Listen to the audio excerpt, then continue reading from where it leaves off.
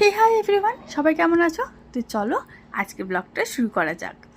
তো রোজকার মতনই কিন্তু নিজের সমস্ত রকমের বাসি কাজ সেরে স্নান করে নিয়েছি সকাল সকাল। তারপরে স্কিন কেয়ার করে আমাদের বিবাহিত মহিলাদের সবচেয়ে গুরুত্বপূর্ণ সাজ সিঁদুর টিপ সব পরে চলে যাব ঠাকুর ঘরে। তো এর মাঝখানে আমি একটা কথা বলতে চাই তোমাদের সাথে।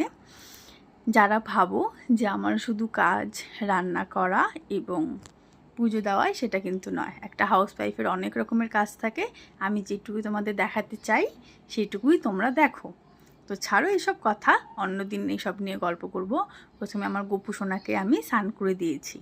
ওর জামা কাপড় খুলে সুন্দর করে ওকে ফুল দিয়ে আমি স্নান করে নিয়েছি।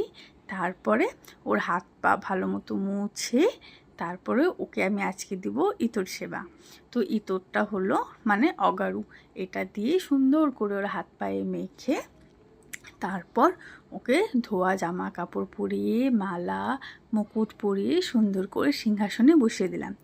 সিংহাসনে বসিয়ে ওকে চন্দনের ফোঁটা দিয়েছি। চন্দনের ফোঁটা দেওয়ার পরে যাবতীয় যা নিত্য পুজো হয় সেটা করে তারপরে চলে গেলাম আমি রান্নাঘরে। তো রান্নাঘরে আমার এবং আমার হাজব্যান্ডের জন্য দুজনের জন্য গরম জল করলাম।